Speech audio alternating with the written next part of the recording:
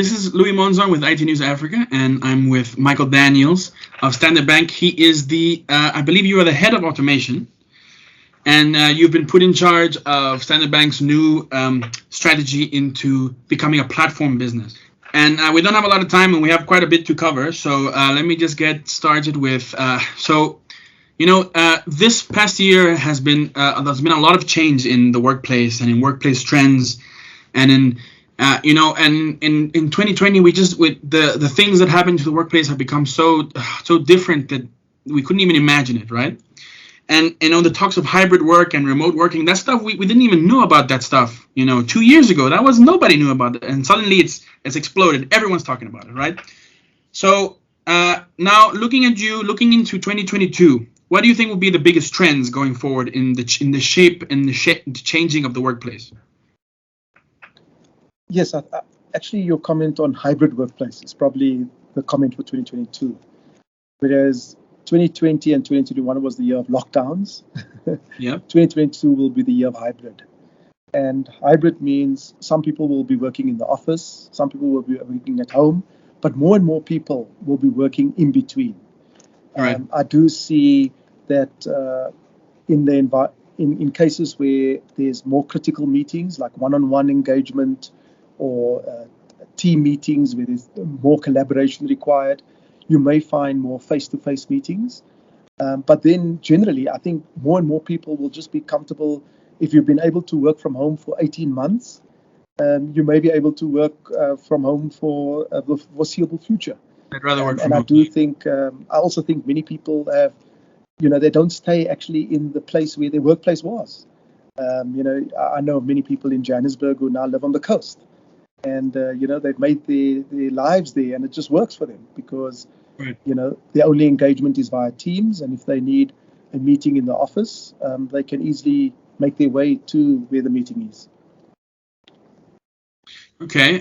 So do you foresee any, now we're talking more in terms of automation. Do you foresee any trends of automation shaping the workplace? How, Elon Musk very recently, Tesla, is he's building robots, so that AI-powered robots, so that the boring things in work, and he says that the robots will be doing all the tasks that humans don't want to do. Do you feel like those trends will come to South Africa at some point, and we'll see things like that happening? Yes, I think it's happening already, and I'll use two specific examples. One being chatbots. And chatbots are in the environment where, using WhatsApp or even email or sometimes a portal, you'll have these in-chat messages. You'll have a WhatsApp message, and you'll send a message, and they'll come in different formats. And this is really because, the need for call center agents to come into the office has also meant that more call center agents work from home. And with call center agents working from home, the kind of calls that come into a call center. So in banking, for example, people will call for what's my balance, or send me a statement, or has this money been put into my account?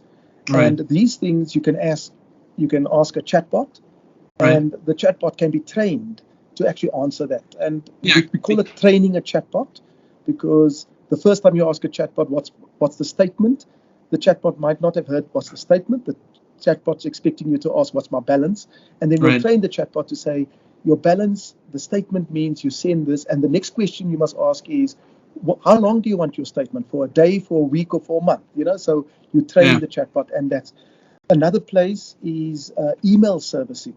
Clients would send an email to the bank, and when they send the emails also get trained. We call it natural language processing, right? And this is where the intent of an email and even sentiment analysis on that email.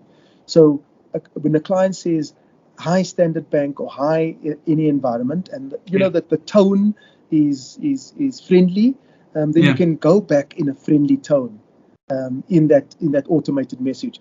If the client says I've had a fraud case and I need help, you can't go how's your day? Are you all fine? Exactly. Sentiment, you need action. And these are AI capabilities, and some of them are already there. They are not at a very mature stage, because these training, these AI tools like chatbots and natural language processing responses need to be trained and trained and trained.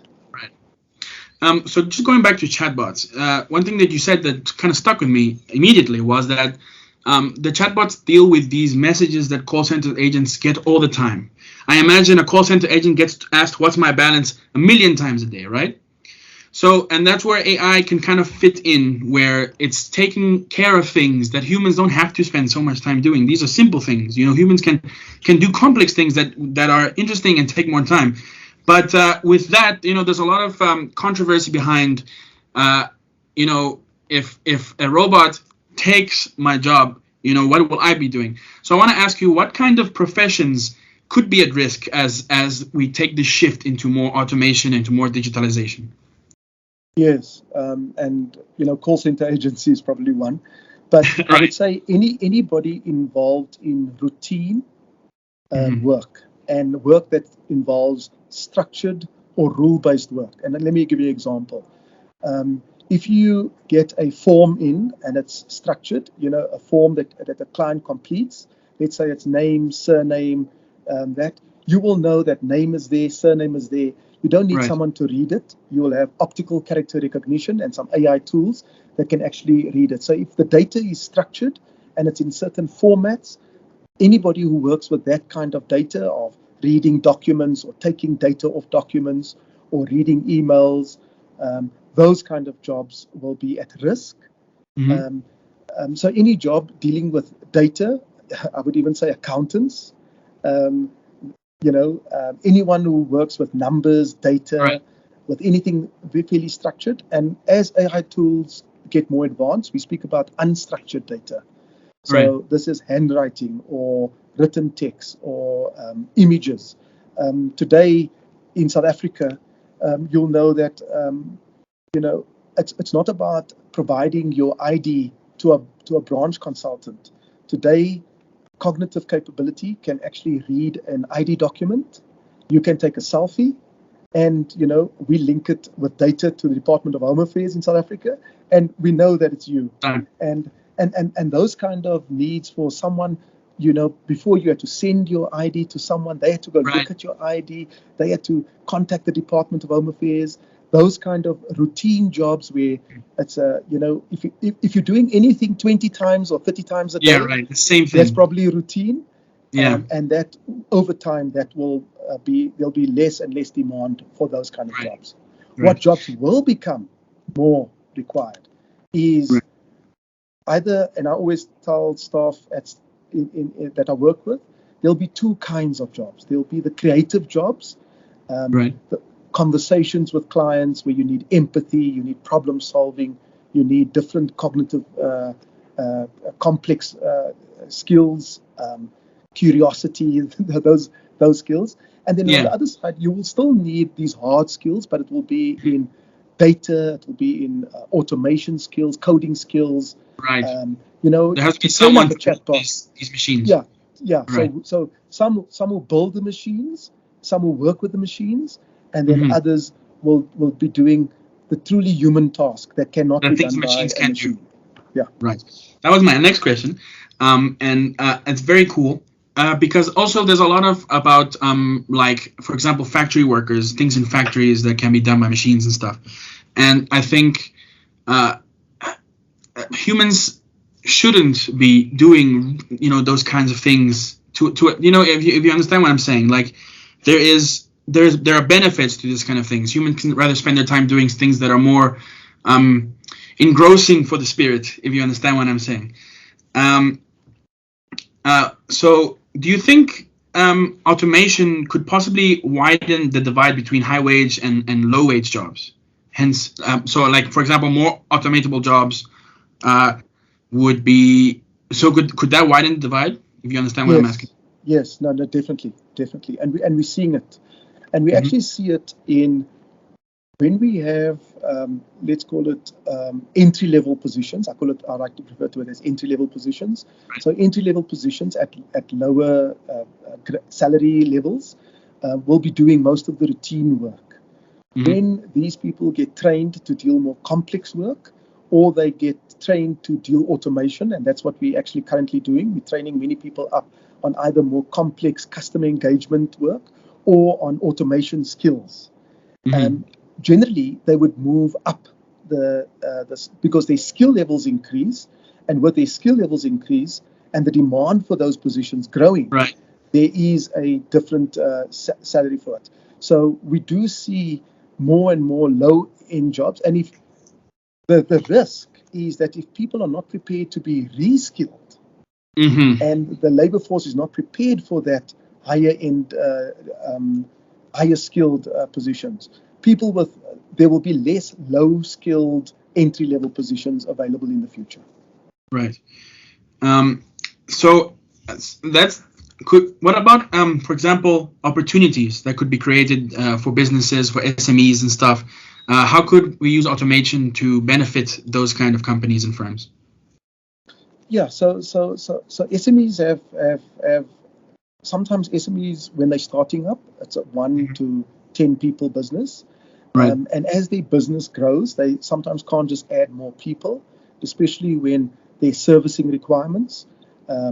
You'll start with a business that runs something, and then a servicing operation or Right. sales operation, and they will then get a flood of queries or requests coming in from their clients as their client groups grow. That is a great opportunity where they can use small automation skills to just automate their email capability, build a web channel where they can Right. use lots of self-service for clients, and this will help them. Another great opportunity for SMEs in certain sectors, like fintech, is you find that the startups that get involved in fintechs, they can hone in on some specific AI skill, and they can then partner with the large corporates. Right. The large corporates do not have I wouldn't say don't have the funding, they just don't have the expertise, or they don't have the focus to build a certain capability. And we find many corporates today are partnering with smaller SMEs who are in the fintech space or who are in the data space, who can actually provide a different capability. Standard Bank, we've got something called Founders Factory. And in Founders Factory, there are many small businesses that actually are part of Founders Factory, and in a company like Standard Bank, and many companies are running these incubators where they partner with small businesses to see if they can actually add to the automation journeys. Right. And we're talking about skills and the skills shortages and stuff, but we're also talking about like big corporations. And obviously, the bigger corporations will have more funding. They'll have sooner access to these automations, to these AIs. They can see further ahead. They have more resources put towards that. So then I'd just like to ask, how can I put this? What challenges could, like, for example, a country like South Africa face in the implementation of these automations and the AI? And how could we get across those challenges? How could we solve those challenges? Yeah, I think one of the first ones I mentioned was the need for more skilled people in certain professions, either cognitive skills and problem-solving skills, customer-facing, more complex relationship management type skills with clients, or with automation skills.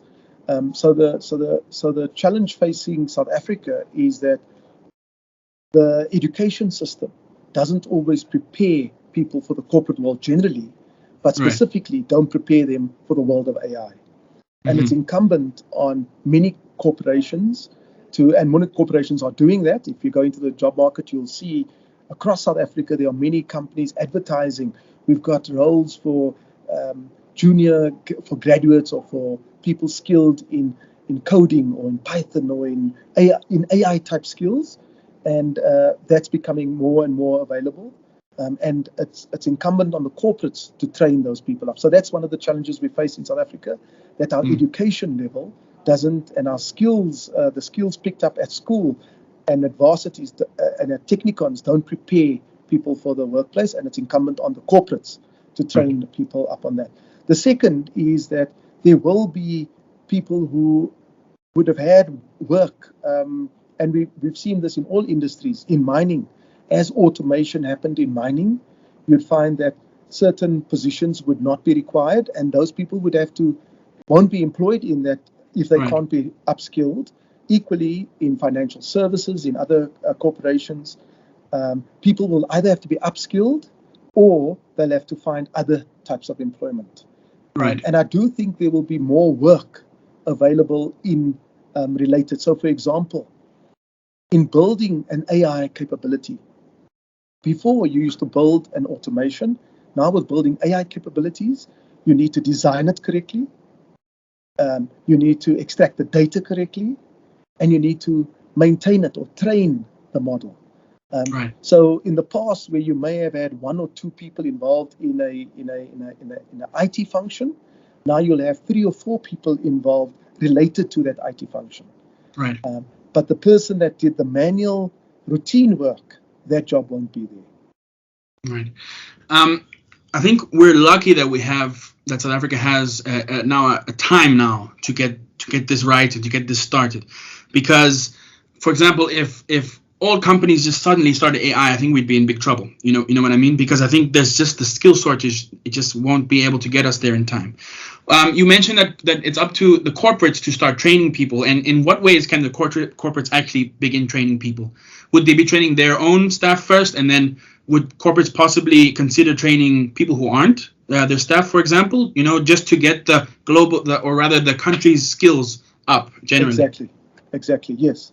So I think, there's many ways to approach this, and I think what we are seeing more corporates do, including South Africa in Standard Bank, is they will train their own staff, and not all staff would be keen or have the aptitude to be trained in that automation capabilities.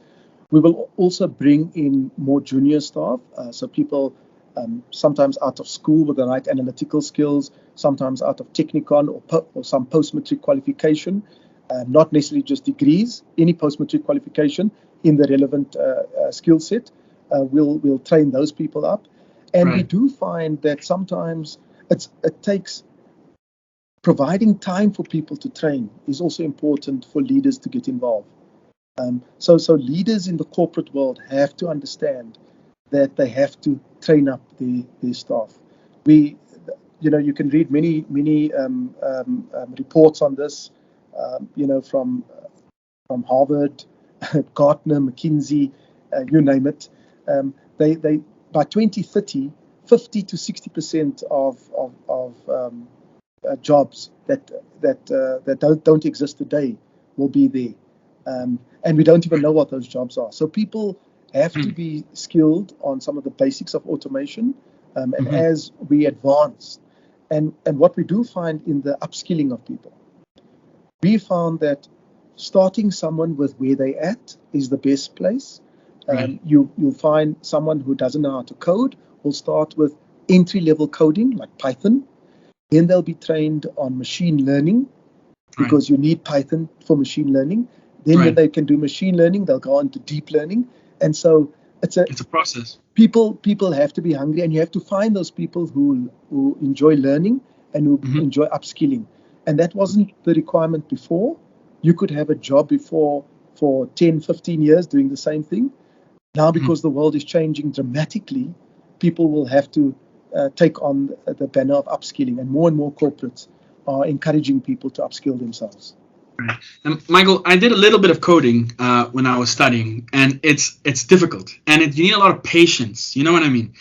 It's definitely not something that I think everyone would be interested in and to do. So how can we get society-wide? How can we increase this interest in it? And it goes to another topic about STEM learning, but how could we get more people interested in these kinds of things? Yes, and I think it starts with a role of leadership, or in certain sectors, mentors, who encourage people to be curious and start a learning journey. Today, we've rolled out successfully over 200 people trained on what I call low code, no code. So these are software as a service. It's a platform where people are skilled on configuring things or or just changes. It's not hard coding. It's not if-then loops or I anything get you. I complex get you. like that. It's actually dragging, dropping, Hmm. setting in parameters, because it's all already self-configured, and all teams need to do is use the existing capability that's there. They don't have to code from scratch. And we're finding many people who, as you say, it's very difficult to learn how to code. I like to refer to it as, you know, um, this new low code, no code is the new version of Excel. So if you understand All right. Excel, PowerPoint, Word, and you can manage that, I'm not saying it's Mhm. exactly like that, but it's not going to be coding like what you did back then. Right. And I suppose things like that could get more people interested, maybe create more jobs. Do you think eventually AI will start creating more jobs than it takes away? Do you think that would be the future position in Yes, no, South it will. Africa? Would you Um, see that going into the future? yes, I think even in South Africa, it's largely linked to, as you earlier mentioned, STEM. And we Hmm. have found countries that take STEM seriously Hmm. have seen an ability to take on these new technologies. And if you look at the corporations and the global companies who are succeeding, they are all digital, they are all AI-based companies. And it's incumbent on South Africa to the corporates to get skilled on these new capabilities. And we're not just finding it in financial services, we're finding it in telcos, we're finding it in insurers, we're finding it in retailers, we're finding it in medicine, in pharmacy, we're finding it in aviation. Right. And so all industries, travel, travel is no longer about a travel agency. It could just be a travel app. And Right. today you can do anything on a travel app.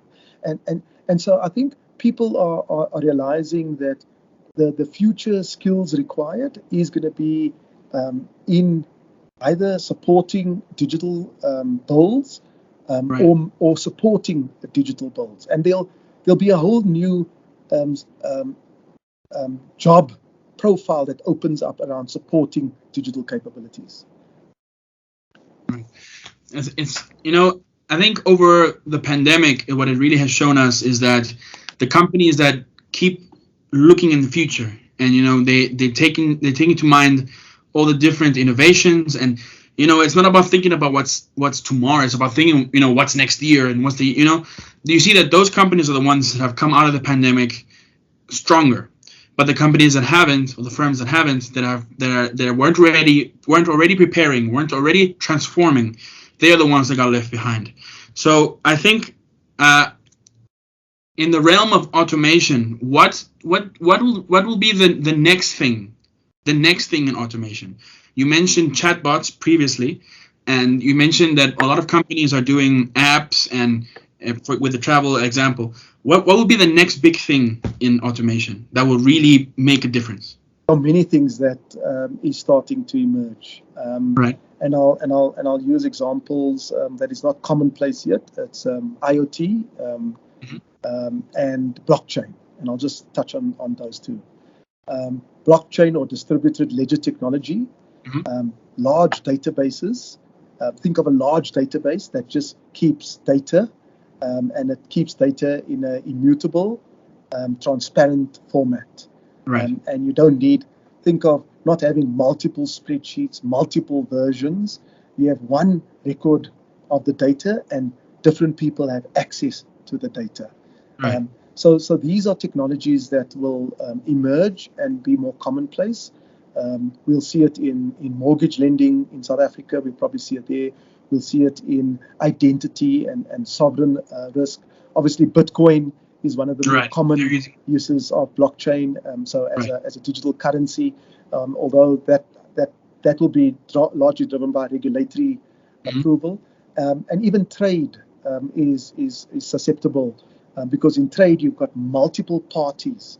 Anything linked to logistics or courier Right. services or trade, where you have multiple parties, and as soon as you have multiple parties where you want one record of the truth, that different people with different permissible rights can see it, that's where blockchain will play. The Internet of Things is also something that has already kicked off. And to explain what the Internet of Things is, think of a basic thermometer. A thermometer, a thermostat. Think of a basic thermostat. There's a sensor that picks up the temperature, and then there's a controller that blows out more air or adjusts the temperature. Think of a thermostat in your geyser. When the temperature is low, the thermostat comes up. When the temperature is high, the thermostat switches off. Right? So that's a control. Internet of Things is where we are going to use sensors in a whole range of things. You're going to have sensors in your phone, which you've already got. You're going to have sensors in your card. You're going to have sensors in your home. You're going to have sensors in your car. You're going to have sensors all over the place. And these sensors are going to trigger off something. And the opportunity for financial services, for example, is you're going to have a trigger that a sensor that says you need to take your car for a service, and you need to take it to this place, and the payment can be done automatically. And these are where sensors and payments may link together, or sensors and an action of a client. Today clients have to buy prepaid airtime. They have to buy prepaid electricity.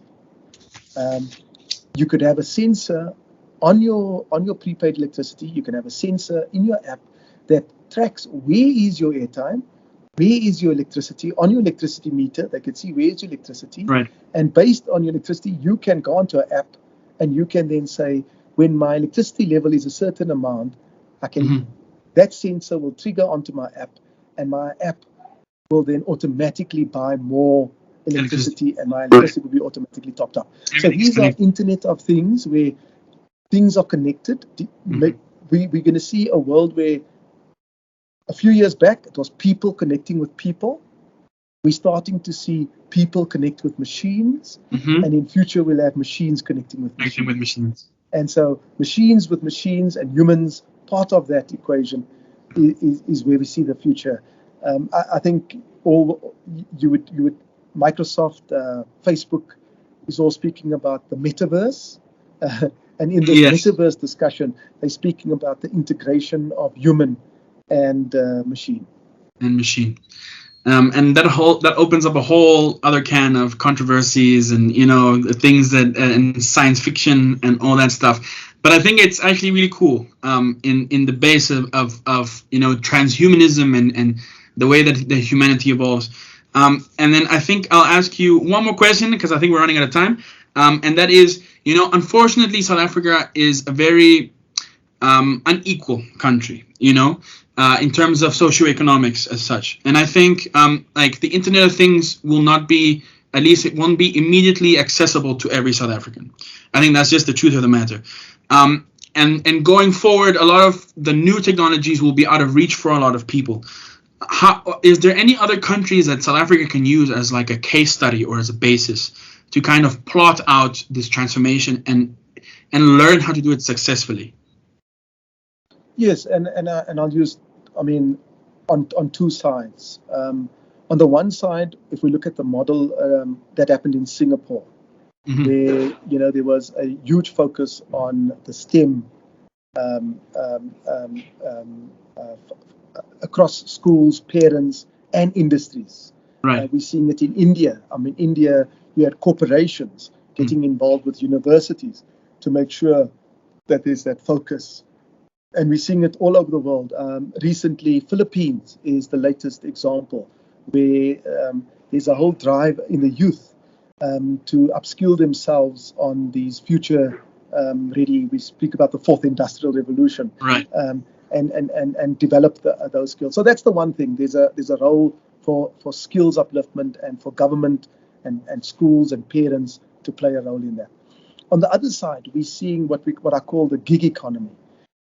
Where you'll find aspects like crowdsourcing. And we've already seen crowdsourcing in South Africa. And what crowdsourcing is, for your certain machine learning modules, and I'll use the basic example of where this started. When a machine looks at a picture of a dog, the machine will not know it's a dog until some human tells it this It's is a dog. a dog. Yeah. Exactly Right? that. Yeah. And this is a cat, and this is a cat.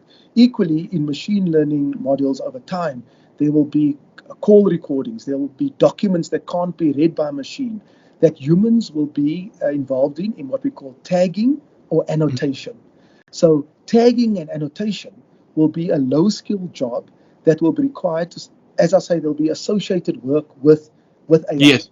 Now, these are not the person who programs the algorithm. This is not the person who codes the app. Yes. This is actually someone who looks at the exception process and actually does. And if you think of platforms, platforms also need governance. You may find, and I'll give you an example of the platform that everyone knows is Uber. Uber. Right. So Uber as a platform, it will, on the one side it will say, is there enough drivers in Johannesburg for the demand of people asking for Uber drives? Right. On the other side, it will incentivize more people to take Uber drives if there's an overflow of drivers. Yes. To do that, to maintain that, it's not something that's in an algorithm. Something like that is done by people who we call support the platform. So Right. you're going to have governance and controls and people who work on these AI tools. Facial recognition is another example. Facial recognition, if you do a selfie, there's 90% of the time the selfie will be able to decipher this is a record that we have with the Department of Home Affairs, for example. But 10% of the time, it won't recognize. There will be a mismatch with the Department of Home Affairs. That will then go to a human.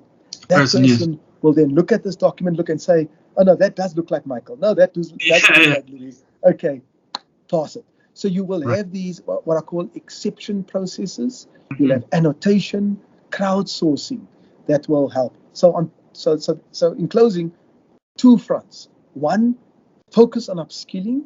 Take the model that's Singapore, take the model of India, take the model even now of the Philippines, and put a lot of focus in STEM. You can't avoid that. You have to get into that. On the second, there will be lower skilled jobs related to AI that will be improving the tool, either annotation, exception management, governance on these platforms. So hopefully we can leverage both those sides into the fourth industrial revolution. Thank you so much, Michael. Would you like to spare any last thoughts before we call it a day? Yes, I would say for anybody out there who fears technology or fears data, you are using it today. The fact that you're using a phone, you already have a sense of what automation AI is capable of. If you use Waze, if you use maps, if you want to find out what time the shop is open or closed, if you're interested in the Black Friday sales, you're going to go online and you're going to go look at these. So everybody, I would say people must remain curious, they must be open, and they must be not afraid to try and learn. They will surprise themselves in what they can actually learn and understand. That's a great thought. Thank you, Michael.